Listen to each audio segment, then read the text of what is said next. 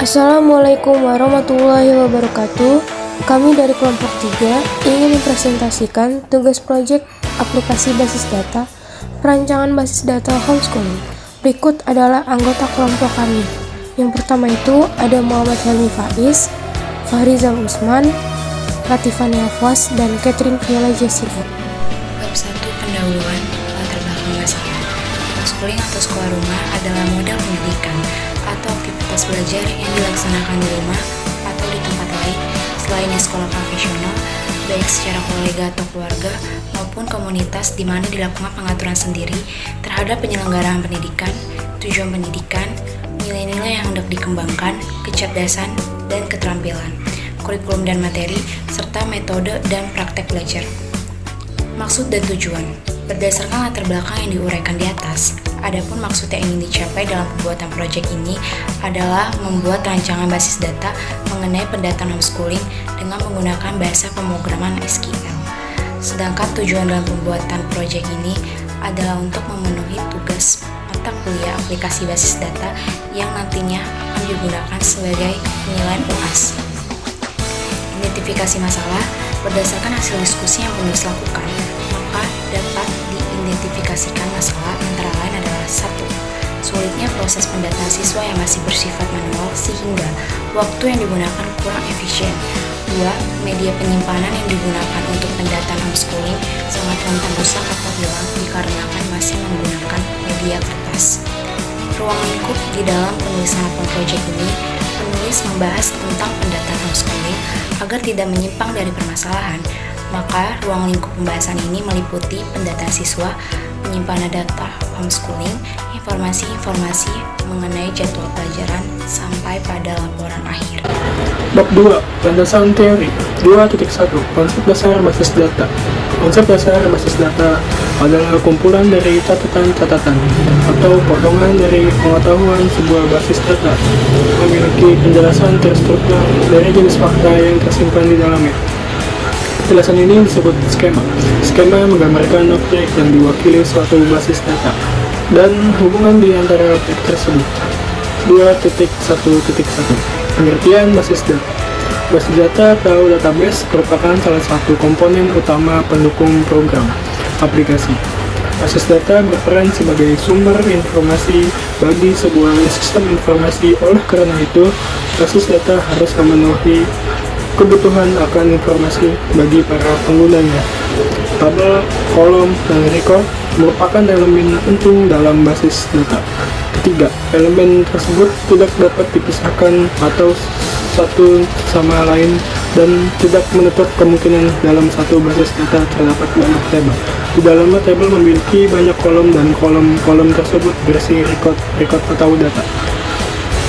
Selanjutnya 2.2 Peralatan pendukung atau tools system merupakan alat yang digunakan untuk menggambarkan bentuk logical model suatu sistem dengan menggunakan simbol-simbol, lambang-lambang, dan diagram yang menunjukkan secara tepat arti dan fungsinya. 2.2.1 Entity Relationship Diagram atau yang disebut ERD. Entity Relationship Diagram merupakan model data berupa notasi grafis dalam pemodelan data konseptual yang menggambarkan hubungan antara penyimpan.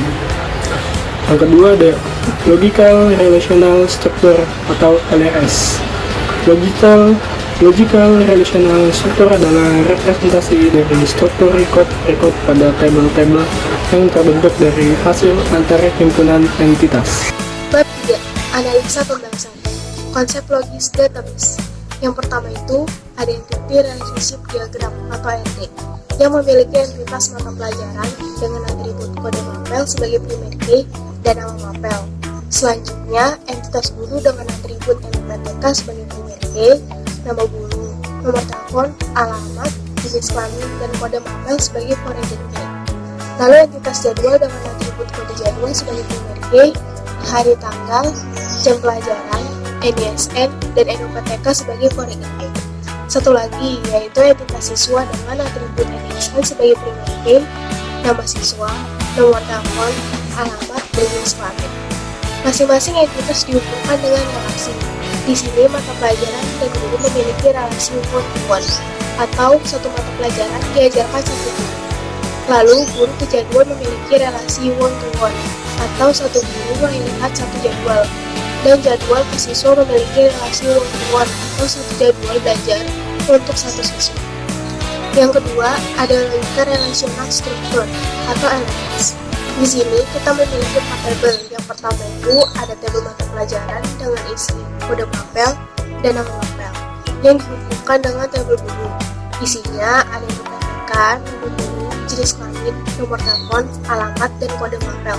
Kode mapel merupakan variabel key dari tabel mata pelajaran. Tabel mata pelajaran dan tabel guru memiliki relasi one-to-one.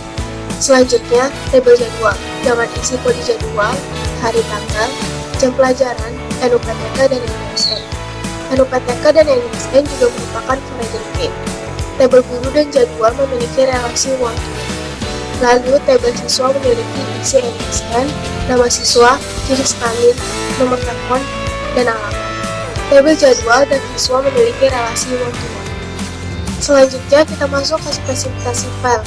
Yang pertama, ada spesifikasi file tabel mata pelajaran dengan nama file mata pelajaran, akronim mapel, fungsi untuk menyimpan data mapel, tipe filenya file master atau tidak memiliki variabel key. Organisasinya indeks sekuensial. Akses filenya random, medianya hard disk, panjang code-nya 20 karakter. Kunci filenya kode mapel, softwarenya MySQL, dan berikut isi tabelnya. Yang pertama itu ada elemen data dengan kode mata pelajaran. Akronimnya kode underscore mapel, tipenya char, panjangnya 5. Keterangannya primary key. Yang kedua itu ada elemen data dengan nama mata pelajaran. Akronim nama underscore mapel, tipenya varchar, panjangnya 20. Yang kedua, spesifikasi file tabel guru dengan nama file guru, akronim guru, fungsinya untuk menyimpan data guru. Tipe filenya file transaksi, organisasi filenya indeks sekuensial.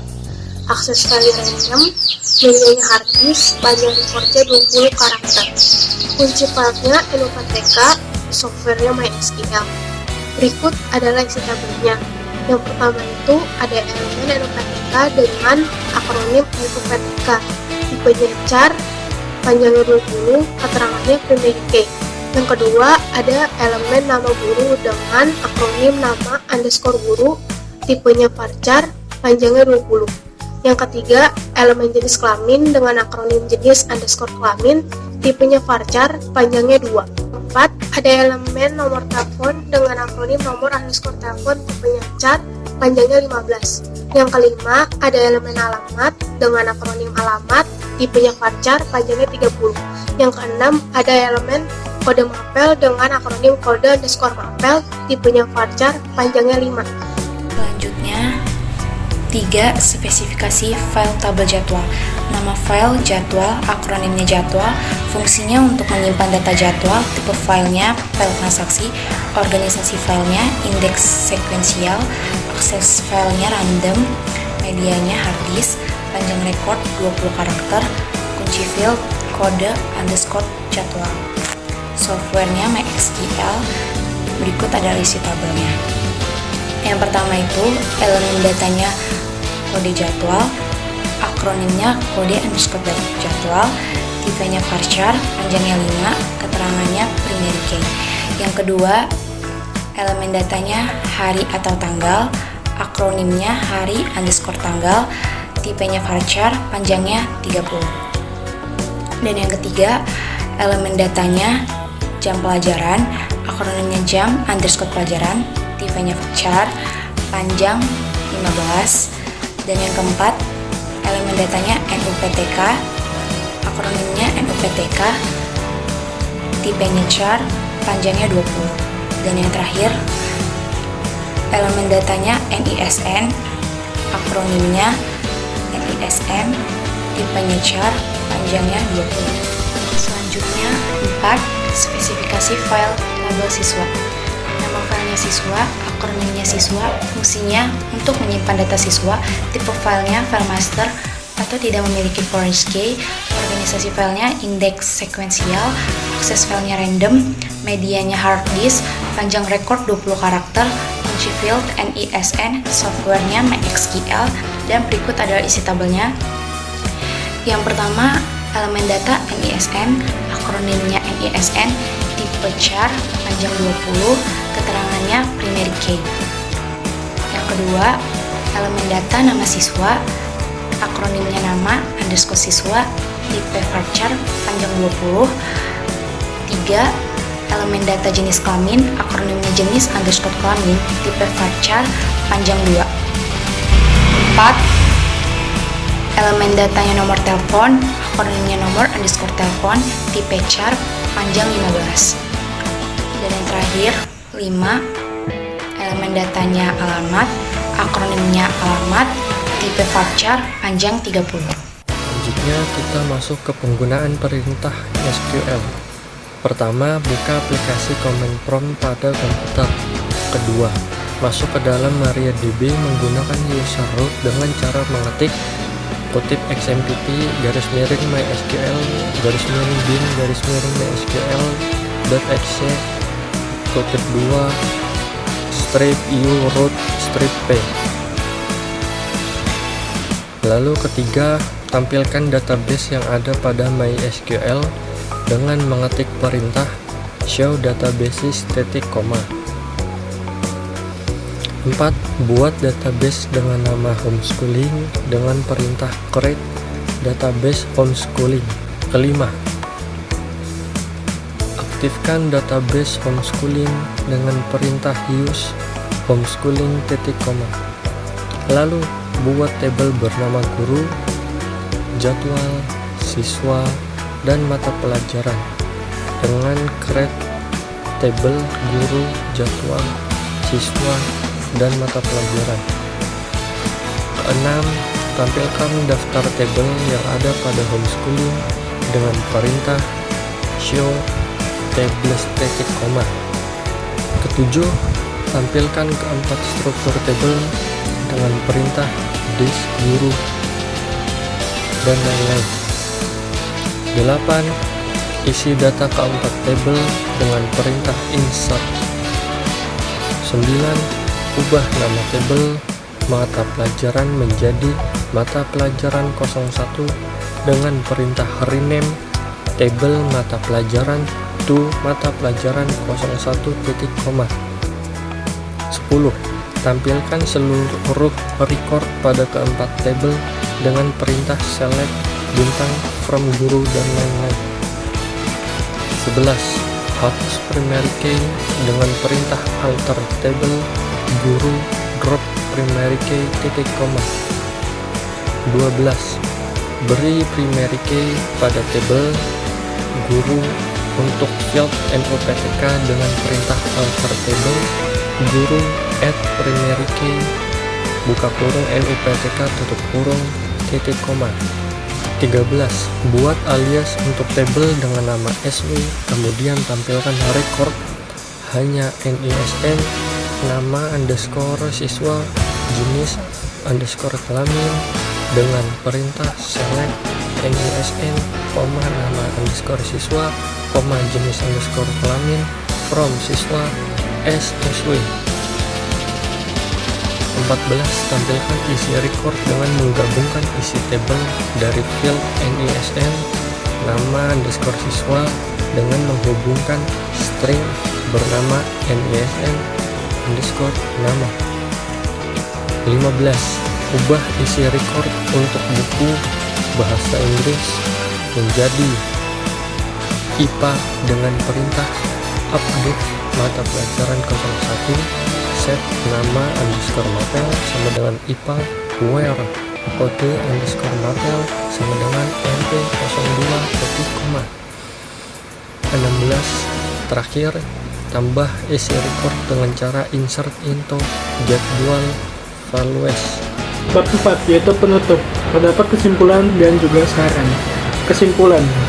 Dari penjelasan di atas, dapat kami simpulkan bahwa basis data atau database merupakan salah satu komponen utama pendukung program aplikasi. Semua program aplikasi pengolahan data pasti menggunakan basis data untuk tempat penyimpanan data. Oleh karena itu, pendataan homeschooling diperlukan sistem yang mampu memberikan keamanan dan keakuratan dalam menyimpan data. Selanjutnya, saran. Semoga makalah yang kami susun bisa membantu kita lebih memahami tentang basis data yang lebih mendalam. Beberapa saran yang akan disampaikan dan diharapkan dilakukan oleh pengembang sistem mampu mengimplementasikan rancangan basis data ini ke dalam pemrograman baik berupa desktop, website, maupun Android. Sekian presentasi dari kelompok kami, kurang lebihnya mohon maaf. Wassalamualaikum warahmatullahi wabarakatuh.